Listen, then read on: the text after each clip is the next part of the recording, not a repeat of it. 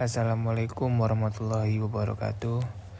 Saya Jo Simon Muhammad, NRP 0322 030021, ingin mempresentasikan tentang thermal troubleshooting system.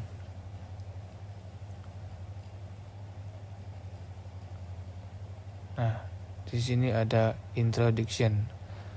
Thermal troubleshooting system T7082-A mengajarkan ini keterampilan pemecah masalah berisi sistem kerja yang dapat melakukan operasi pompa panas, AC, dan pendingin, serta beragam kesalahan yang dapat disisipkan. Model T7082-A menggunakan prinsip kompresi uap dan menawarkan 3 berbagai jenis metode ekspansi, memungkinkan siswa untuk mengoperasikan bagian aplikasi thermal dan desain sistem. Dirancang khusus sebagai sistem pengajaran dengan komponennya diatur dalam papan kayu yang memudahkan siswa untuk mengikuti alur sistem yang memahami pengoperasiannya. Instrumentasi yang luas juga disediakan agar siswa dapat lebih baik mempelajari bagaimana sistem ini beroperasi dan bagaimana meningkatkan kinerja. Ini sketsa diagram mesin thermal troubleshooting system.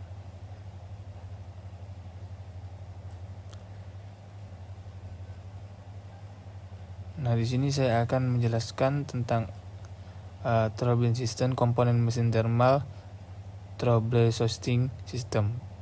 Ini adalah alat ukur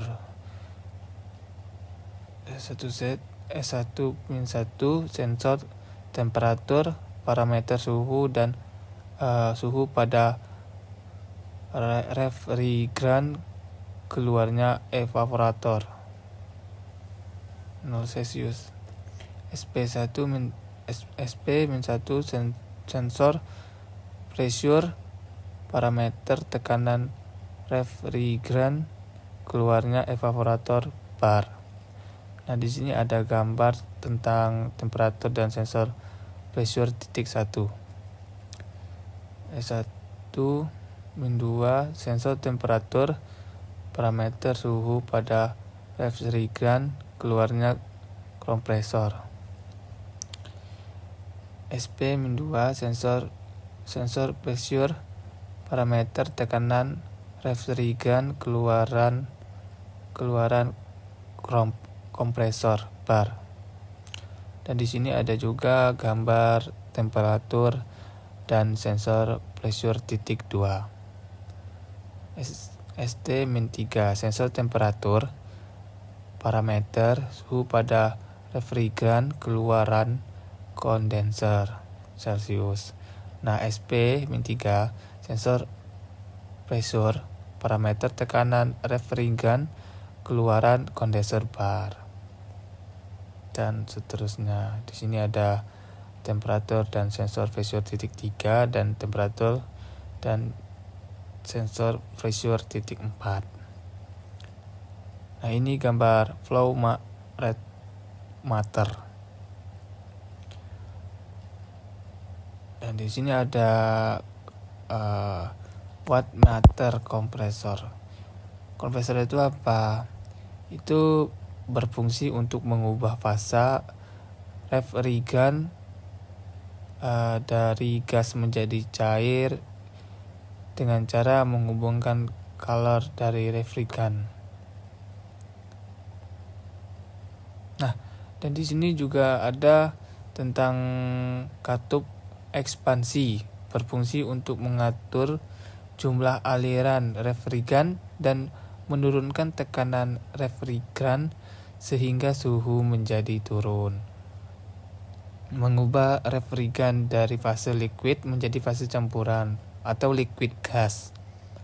Nah, pada panel terdapat 3 macam katup ekspansi, yaitu capillary tube, yaitu tabung tembaga dengan diameter dalam yang kecil dan dibelokkan sehingga tidak membutuhkan banyak ruang. Nah, selanjutnya yang kedua itu ada automatic expansion valve, yaitu katup yang digunakan untuk menjaga tekanan pada evaporator agar tetap konstan. Dan yang ketiga thermostatic expansion valve, yaitu katup untuk mempertahankan temperatur yang masuk ke evaporator. Dan ini gambarnya. Nah, selanjutnya di situ ada juga tentang gambar evaporator. Nah, ini ada Higgs pressure control, berfungsi memberikan pelindungan terhadap adanya tekanan tinggi yang berlebihan, dan sistem normally closed NC yang akan terbuka apabila terjadi tekanan berlebih pada akan memutus arus yang masuk untuk menghentikan kerja kompresor. Nah, di sini ada gambar Higgs pressure control. Filter berfungsi menyaring kotoran yang terbawa refrigeran untuk mencegah penyumbatan yang menyebabkan kerusakan sistem. Dan di sini ada gambar filter. Nah, itu filternya itu berfungsi untuk menyaring kotoran. Dan di sini ada gambar akumulator, berfungsi untuk menampung sementara refrigeran cair temperatur rendah dan bercampur pelumas evaporator.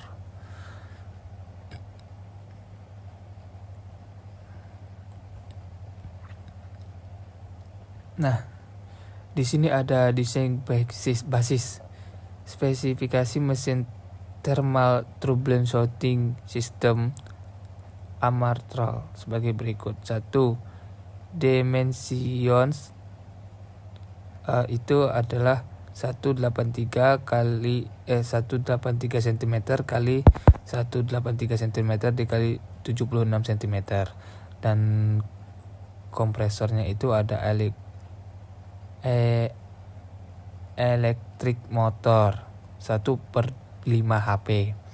Dan refrigeran tipenya itu R134A. Dan current meter itu 0 sampai 10 ampere. Dan temperatur gauge itu ada min 20 sampai 26 derajat Celcius. Dan pressure gauge itu 0 sampai 300 PSI.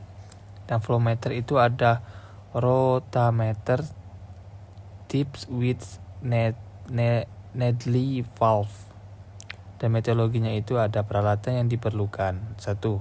Peralatan mesin thermal turbulence shooting system. Dan yang kedua, alat tulis kerja.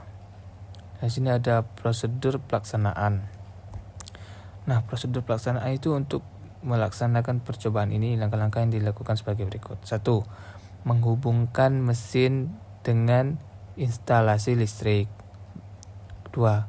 Mengaktifkan sistem dengan menekan tombol main power pada papan percobaan. Dan ketiga, mengatur alat ke mode cooling.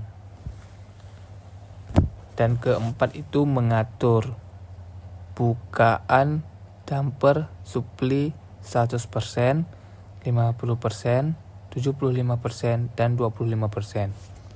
Dan kelima itu mengatur bukaan damper return 50%, 100%, 25%, dan 75%. Dan yang terakhir itu mengamati suhu di parameter tiap-tiap titik. Nah, itu ada juga yang ketujuh, menggunakan jarak pengambilan data dengan waktu 10 menit. tidak boleh bawah dari 10 menit. Nah, dan yang ke-8 itu mengulangi langkah 4-7 sebanyak pengukuran variabel yang diterapkan. Dan 9, mencatat hasil percobaan sesuai dengan variabel yang diterapkan. Ke-10 itu menonaktifkan mesin dengan menekan off pada papan percobaan. Yang ke-11 itu membersihkan kembali area kerja. Nah, ini diagram air percobaannya. Di sini ada start. Di sini ada start, terus ada studi literatur dan observasi modul praktikum. Nah, dari start ini turun ke studi literatur, observasi, terus modul praktikum, terus pengumpulan data, dan di sini ada tekanan tiap titik, temperatur tiap titik, mass flow rates, refrigerant. Nah, di sini ada plotting data ke pH diagram, terus mencari nilai Q evaporator dan mencari nilai Q kondensor, mencari nilai W kompresor, menghitung nilai COP, terus menghitung efisien kompresor. Dan di sini juga ada analis dan pembahasan dan kesimpulan dan saran. Di sini saya akan menjelaskan tentang sketsa tiap titik pada kondisi A. Titik 1, superheated karena temperatur melebihi saturated. P1 sama dengan 0 bar Gauge. P1 sama dengan 1 bar ABS dan T1 sama dengan 25 Celcius. A1 itu apa? Menggunakan tabel superheated vapor atau melihat pH diagram. Nah, di sini ada interpolasi 20 sampai 270,02 dan 25 atau itu dikali 30 sampai 278,76. Di sini saya akan menjelaskan tentang 25 kurang 20 per 30 kurang 20 sama dengan X min 270,02 per 278,76 min 270,02. Nah, di sini ada, dan hasilnya itu adalah X sama dengan 274,39 kJ per kg, dan H1-nya itu adalah sama dengan 274,39 kJ per kg. Dan di sini ada titik 2-nya. Titik 2-nya itu superheated. P2 sama dengan 8 bar ABS dan P2 sama dengan 9 bar ABS dan T2 sama dengan 33 Celcius. H2-nya itu menggunakan tabel superheated vapor atau melihat pH diagram. H2-nya itu sama dengan 270,7 kJ per kg. Nah, itu dapat dari mana? Dapat dari hasil H1 sama dengan 74,39 kJ per kg. Dan di sini ada titik 3-nya. Titik 3-nya itu subcollapse. P3 sama dengan 6 bar gauge dan P3 sama dengan 7 bar ABS, titik 3-nya sama dengan 30 derajat Celcius. Di sini menggunakan sehingga dapat tekanan P3 itu dari T3 sama dengan 26,72 Celcius. Itu dapat dari mana? Itu dapat dari 26,8530 bar. Sini ada menggunakan suhu T sehingga didapat 26 sampai 85,75 dan 26,72 dikali 26 sampai 88,61. Nah, sini hasilnya. Sini itu ada HA sama dengan 91,49 kJ per kg dari T sama dengan 30 derajat Celcius. Dan PA-nya itu sama dengan 7,7006 bar dari T sama dengan 30 derajat Celcius. PA-nya itu sama dengan 0,8417 sama dikali 10 min 3 kuadrat 3 kJ per kg dari T sama dengan 30 derajat Celcius. H3 nya itu sama dengan HA plus dalam kurung PA min P3 tutup kurung VA sama dengan 91,49 kJ per kg ditambah dalam kurung 7,7006 bar min 7 bar tutup kurung 0,8471 dikali 10 derajat 10 pangkat min 3 kJ per kg.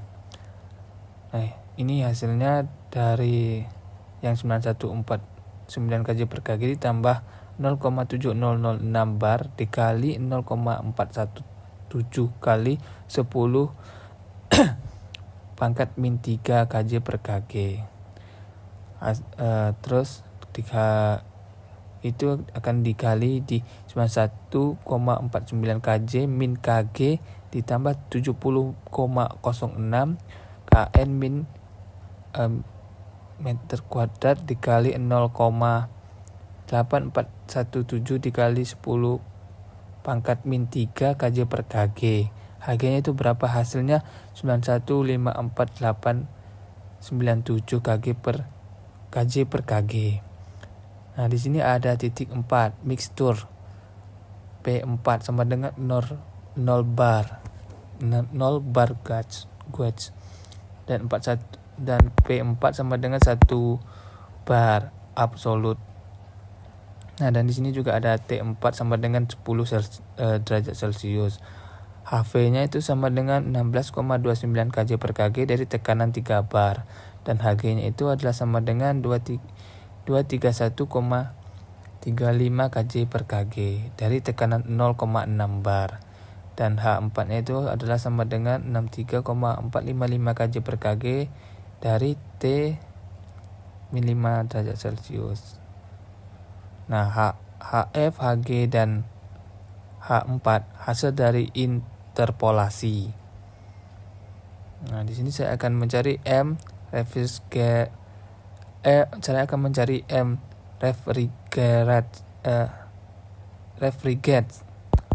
Flow sama dengan 30 mm itu sampai 0,38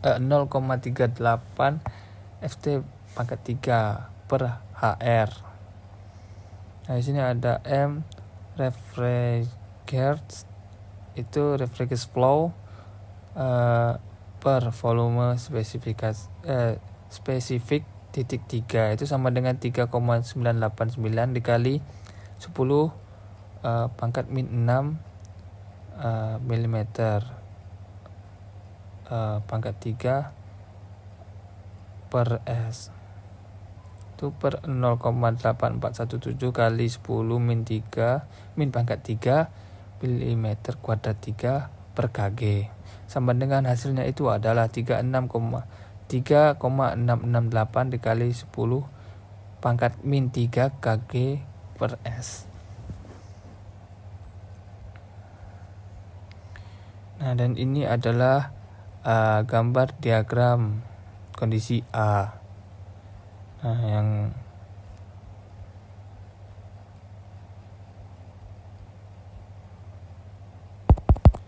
baiklah, hanya saja itu yang saya bisa sampaikan. Nah, di sini ada grafik perbandingan COP.